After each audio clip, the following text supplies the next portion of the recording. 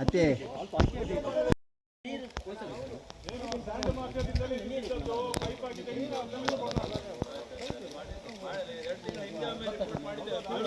ಬೀಳೋ ಸಾಧ್ಯತೆ ಇದೆ. ಈ ತರ ಮೈನಿಂಗ್ ಆಗ್ತಾ ಇದೆ.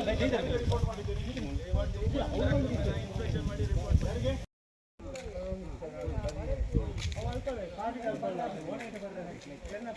ಓಡತ್ತು ಸ್ವಾಮಿ ಬೈಕ್ ನಿಂತು ಹೋಯ್ತು ಅಂತ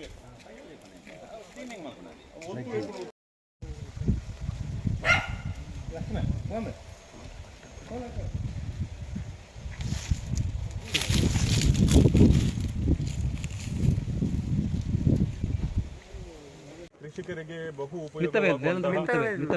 ಮಿತ್ತಬೈಲ್ ಬಹು ಉಪಯೋಗವಾಗುವಂತ ಒಂದು ನೀರಿನ ಕಿಂಡಿ ಅಣೆಕಟ್ಟು ನಿನ್ನೆ ರಾತ್ರಿ ಬಿದ್ದಿದೆ. ಬೀಳಲಿಕ್ಕೆ ಕಾರಣ ಏನಂತ ಕೇಳಿದ್ರೆ 2 ತಿಂಗಳ ಹಿಂದೆ ಮೈನರ್ ಇರಿಗೇಷನ್ ಇಂಜಿನಿಯರ್ಸ್, ಸಣ್ಣ ನೀರಾವರಿ ಇಲಾಖೆ ಇಂಜಿನಿಯರ್ಗಳು ಬಂದು ರಿಪೋರ್ಟ್ ಮಾಡಿದ್ದಾರೆ. ಡಿಸಿಗೆ ಮಾಡಿದ್ದಾರೆ, ಪೊಲೀಸ್ ಸ್ಟೇಷನ್ಗೆ ಮಾಡಿದ್ದಾರೆ, ಮೈನ್ಸ್ ಅಂಡ್ ಜ್ಯುವೆಲರ್ಸ್ಗೆ ಮಾಡಿದ್ದಾರೆ. ಹೀಗೆ ಹೇಗೆ ತೆಗೆಯುತ್ತಾ ಇದ್ದಾರೆ ಅಕ್ರಮವಾಗಿ, ಇದು ಬೀಳ್ತದೆ, ಇವತ್ತೆಲ್ಲ ನಾಳೆ ಬೀಳ್ತದೆ ಅಂತ ಹೇಳಿಕೊಂಡು ರಿಪೋರ್ಟ್ ಮಾಡಿದ್ದಾರೆ 2 ತಿಂಗಳ ಹಿಂದೆ. ಆಮೇಲೆ ನಿರಂತರವಾಗಿ ಇಲ್ಲಿ ಅಕ್ರಮ ಮರಳುಗಾರಿಕೆ ನಡೆಯುತ್ತಾ ಇತ್ತು. ಅದನ್ನು ನಿಲ್ಲಿಸಲಿಕ್ಕೆ ಯಾರು ಇದರಲ್ಲಿ ಸಂಪೂರ್ಣವಾಗಿ ಮೈನ್ಸ್ ಅಂಡ್ ಜಿಯಾಲಜಿ ಮತ್ತು ಪೊಲೀಸ್ ಇಲಾಖೆ ಶಾಮೀಲಾಗಿದ್ದಾರೆ. ಅವರೊಟ್ಟಿಗೆ ಶಾಮೀಲಾಗಿ ಹೆದರಿ ಅವರೊಟ್ಟಿಗೆ ಸೇರಿಕೊಂಡು ಏನು ವಸೂಲ್ಬಾಜಿ ಮಾಡಿ ತಿಂಗಳಿಗೆ ಎಷ್ಟು ಅಥವಾ ಒಂದು ದೋಣಿಗೆ ಎಷ್ಟು ಅಂತ ಹೇಳಿಕೊಂಡು ಅವರ ಹತ್ರ ಏನು ದುಡ್ಡು ತೆಗೆದುಕೊಂಡು ಬಹುಶಃ ಇದು ಇವರು ಶಾಮೀಲಾಗಿ ಮಾಡಿದಂಥ ವ್ಯವಸ್ಥೆ. ಇವತ್ತು ಸಾರ್ವಜನಿಕರಿಗೆ ಇಲ್ಲಿ ಏನು ಕೃಷಿಗೆ ಇರುವಂಥ ಈ ಒಂದು ಡ್ಯಾಮ್ ಕಿಂಡಿಗನಟ್ಟು ಇವತ್ತು ಬಿದ್ದಿದೆ, ನಾಶ ಆಗಿದೆ. ಈಗಲಾದರೂ ನಾನು ಈಗಾಗಲೇ ಡಿಸಿಗೆ ಮಾತಾಡಿದ್ದೇನೆ. ಮೈನ್ಸ್ ಆ್ಯಂಡ್ ಮೈನ್ಸ್ ಆ್ಯಂಡ್ ಜ್ಯುವೆಲರ್ ಅಧಿಕಾರಿಗಳಿಗೂ ನಾನು ಬೆಳಿಗ್ಗೆ ಮಾತಾಡಿದ್ದೇನೆ ಡಿಡಿಗೆ.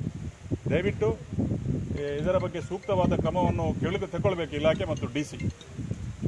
ದೂರು ಕೊಟ್ಟಿದ್ದರಿಂದ ಇದರ ಬಗ್ಗೆ ಯಾವುದೇ ಬೇಜವಾಬ್ದಾರಿಯಿಂದ ಬಹುಶಃ ಮೇಲಾಧಿಕಾರಿಗಳು ನಡೆದಿದ್ದರಿಂದ ಇವತ್ತು ಈ ಸ್ಥಿತಿಗೆ ಬಂದಿದೆ. ಇದು ಹೀಗೆ ಆಗಬಾರ್ದು. ಎಲ್ಲ ಕಡೆಗಳಲ್ಲಿ ಹೀಗೆ ಆಗ್ತಾ ಇದೆ. ಎಲ್ಲ ಕಡೆಗಳಲ್ಲಿ ಇವತ್ತು ಅಕ್ರಮವಾಗಿ ಮರಳುಗಾರಿಕೆ ಮಾಡಿಕೊಂಡು ಇವತ್ತು ಕಳೆದ ಸಲ ಮುಲ್ಲರಪಟ್ಟಣದಲ್ಲಿ ಬ್ರಿಡ್ಜ್ ಬಿತ್ತು, ನಿನ್ನೆ ಇದು ಬಿದ್ದಿದೆ. 6 ಡ್ಯಾಮ್ಗಳು ಬೀಳ್ತದೆ ಇದೇ ರೀತಿ ಆದರೆ. ಇವತ್ತು ಒಂದು ಲೋಡು ಹೊಯ್ಗೆಯನ್ನು 20,000ಕ್ಕೆ 18,000ಕ್ಕೆ 16,000ಕ್ಕೆ ಮಾರ್ತಾರೆ ತೆಗೆದು. ಎಲ್ಲ ಇನ್ಫ್ಲುಯೆನ್ಸಿನಿಂದಲೇ ಇವರಿಗೆ ರಾಜಕೀಯ ಪುಡಾರಿಗಳ ಇವರಿಗೆ ಏನು ರಕ್ಷಣೆ ಇದೆ, ಆದ್ದರಿಂದ ಇದನ್ನು ಮಾಡ್ತಾ ಇದ್ದಾರೆ.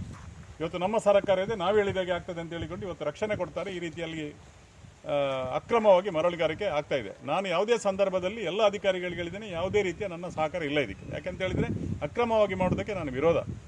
ಹಿಂದೆಯೂ ನಾನು ವಿರೋಧ ಮಾಡಿದ್ದೇನೆ, ನಮ್ಮ ಸರ್ಕಾರ ಇರುವಾಗ ಮಾಡಲಿಕ್ಕೆ ಬಿಡಲಿಲ್ಲ ನಾನು. ಈಗ ಇದಕ್ಕೆ ಅವರಿಗೆ ಸಪೋರ್ಟ್ ಕೊಡ್ತಾ ಇದ್ದಾರೆ, ಅವರಿಗೆ ಬೆಂಗಾಲವಾಗಿ ನಿಂತು ಅವರಿಗೆ ಸಹಕಾರ ಕೊಡ್ತಾ ಇದ್ದಾರೆ. ಆದ್ದರಿಂದ ಇಂಥ ಡ್ಯಾಮ್ಗಳು ಬೀಳ್ತವೆ. ನಾಳೆ ಇನ್ನೆಷ್ಟೋ ಡ್ಯಾಮ್